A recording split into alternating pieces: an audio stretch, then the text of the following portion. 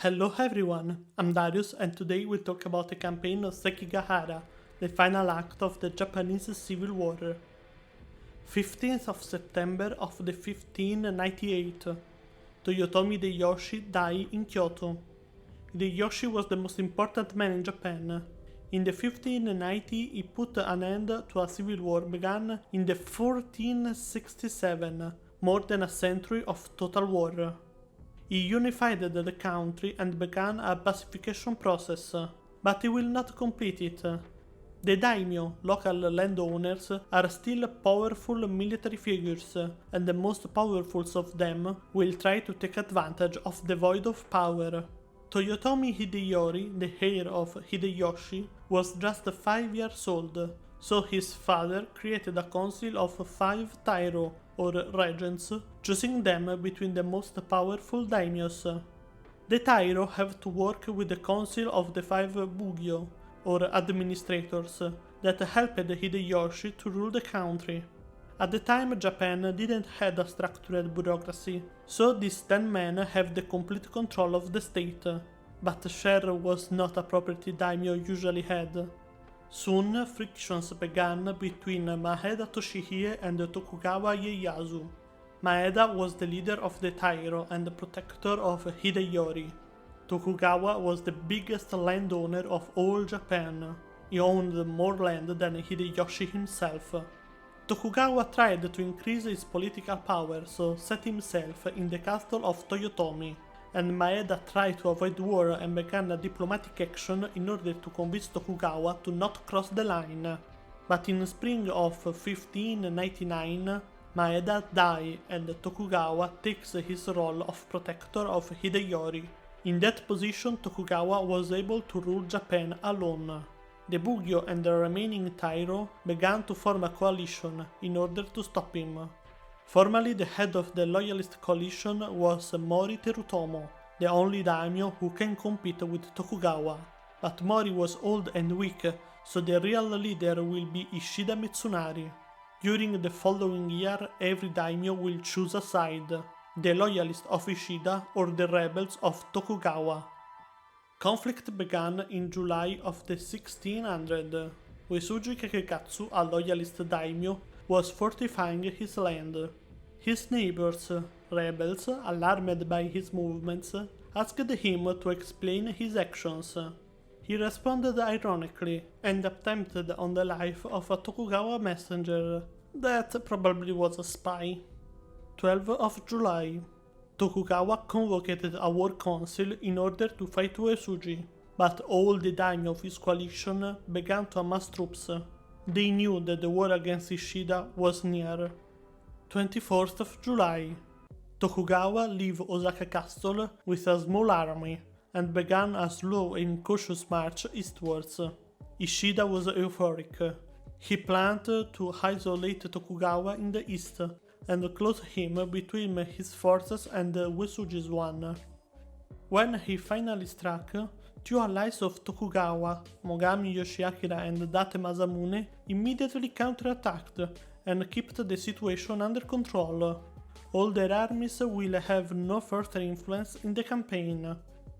22nd of August. Ishida finally acted. The Bugyo and the 3 other Tairo presented a formal complaint to Tokugawa, who is now arrived to Edo, his home. Tokugawa took it like a declaration of war. The loyalist army marched eastwards, because Ishida still wants to attack Tokugawa from behind. 15th of September. Ishida entered in Ogaki Castle, a strategic position.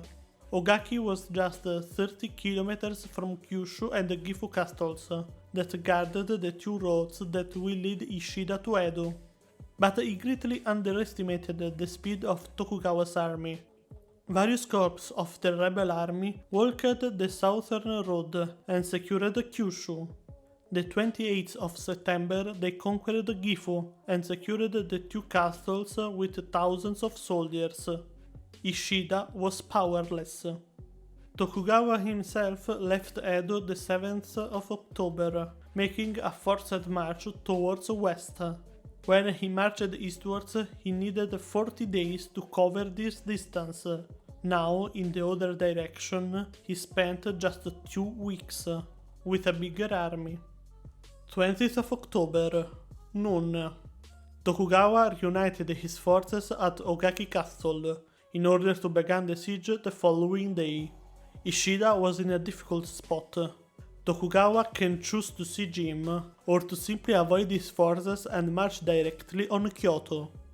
So at 7 PM, Ishida abandoned Ogaki Castle and retreated at Sekigahara, a villa held by Kobayakawa Hideaki, a newly arrived ally. His army reached the battlefield between the 1 and the 4:30 AM, and took position from Mount Sasao at north and the already deployed forces of Kobayakawa at south. First, the forces commanded by Ishida himself, 10,000 soldiers, that even had time to dig a moat and erect 2 palisades. Near them, the small but strong army of Shimazu Yoshihiro, 3,000 soldiers. The center of the deployment was 36,000 soldiers strong, with a big army of Ukita Hidehie at his core. Lastly, the army of Kobayakawa and his vassals in the south flank, 20,000 soldiers. Ishida was concerned about the loyalty of some of his allies. He heard some unsettling rumors of a possible pact between the Mori clan and the Tokugawa. He decided to leave the Mori army, led by Mori Hidemoto, 18,000 soldiers, and the forces of Chosokabe Morichika, 10,000 soldiers, in the rear guard in order to attack Tokugawa from behind. If they acted like the plan, Tokugawa would have been closed in a grip. If they betrayed Ishida, well, at least they are in a position where they can hardly do something. Moreover, Ishida personally talked to Kobayakawa and extracted a promise from him. The Kobayakawa samurai would attack the enemy flank when Ishida light a signal fire. We can see that the loyalist coalition was far to be a compact unit.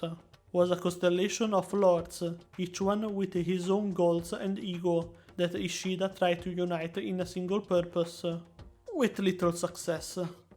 At 2 AM, the forces of Tokugawa began to move. He was able to take a more direct route than Ishida, so his first units arrived at Sekigahara at the same time of the latter. Tokugawa deployed his forces in the valley, keeping a strong rear guard who controlled the movements of the Mori Chosokabe forces. In this video, I represent a simplified view of the battlefield, due to the nature of the Japanese armies of the time. Every coalition had a huge number of daimyo and generals, like you can see. Each one led his army like an independent unit, under the general coordination of Ishida and Tokugawa. It's almost impossible to represent each one of them in a clear way. But the sun is rising. Time to go back to the battlefield. 21st of October, 8 AM. The fog that filled the valley during the night suddenly dissipated, and the two armies discovered to be very near. The Battle of Sekigahara began. Lee Naomasa of the rebels' army took the move. With his Red Devils cut the battlefield and stole to Fukushima Masanori the honor of the first charge. Following Lee, the entire first line of the rebels charged the enemy. There was no sophisticated battle plan, caused to the extemporary nature of the battle. The rebels simply moved a full-scale frontal attack. The crash was titanical, and the battle immediately went in Tokugawa advantage. The first charge was going well, but just 35 of the 80,000 soldiers of Ishida's army was engaged in battle. The rear guard and the army of Kobayakawa still have not received the signal to move, and Shimazu Yoshihiro refused to engage battle. The north flank was in danger, but Shimazu didn't move or responded to Ishida messengers. So at 11, Ishida himself jumped on his horse in order to personally ask to Shimazu to attack. But Yoshihiro responded with these words: "In this battle, each unit must look to its own affairs, and fight its own battle with all its might. There is no time to be concentrated with the affairs of others in front, behind, or on the either flank.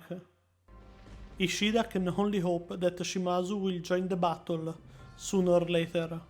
This disobedience was probably caused by an honor problem. The night before, Shimazu suggested a surprise attack at the Tokugawa camp, but Ishida rejected the suggestion and chose to retreat at Sekigahara. Shimazu took it like an insult and now he is refusing to fight at Ishida's conditions. Returned at his army in danger, Ishida lighted the fire signal. It's time for Kobayakawa to join the fight and to prove the loyalty of the Mori clan. But this battle was destined to become a nightmare for Ishida. Kobayakawa didn't move, unable to choose. He was the last daimyo who joined the loyalist coalition, and the youngest one, because he was 19 years old. And he was a coward. He dreaded to choose the losing side, so he secretly kept open the communications with Tokugawa. But now the moment of truth had come, and he had to choose a side. In the rear guard, the generals of the Mori clan already took their decision. Kikawa Hirohie took position over the only 8 point accessible, and he had the task to wait for the fire signal and order the attack. But he ignored the fire signal. The rumors was true.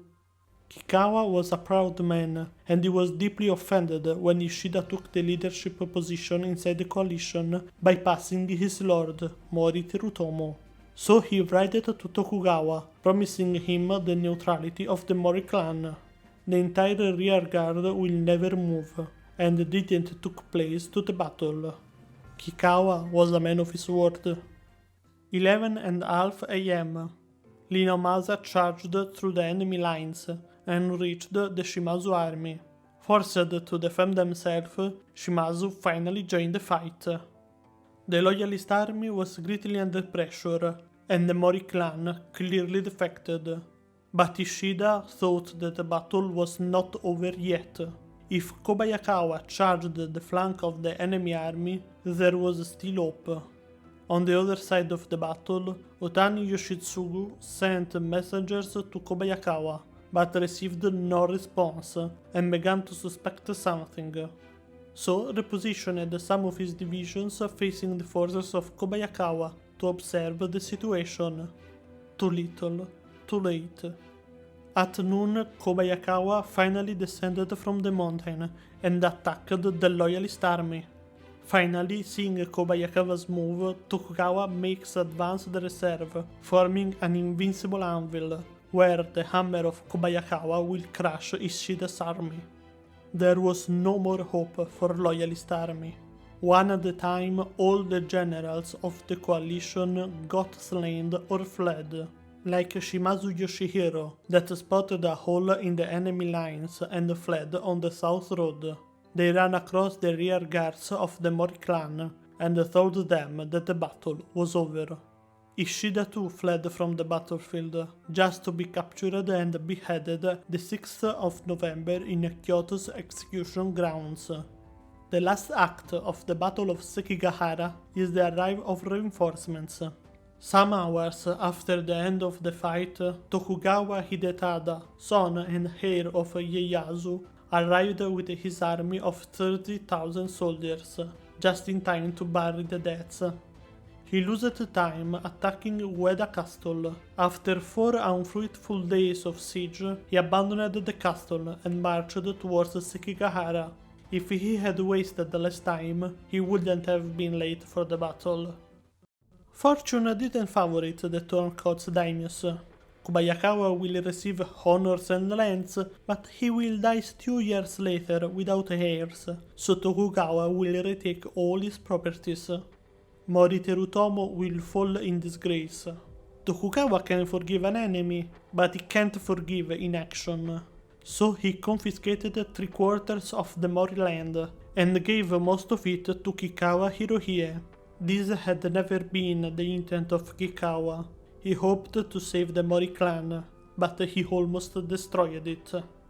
After the Battle of Sekigahara, Ieyasu had no more competition for power. He set himself like regent and became the ruler of Japan. In 1603, he assumed the title of shogun, that his descendant will maintain for 2 centuries and a half. Thank you for seeing this video until the end. If you enjoyed it, press the like button or write a comment. And don't forget to activate the bell, so you will not lose my sporadic videos. And remember, history is everywhere. See you soon. Darius off.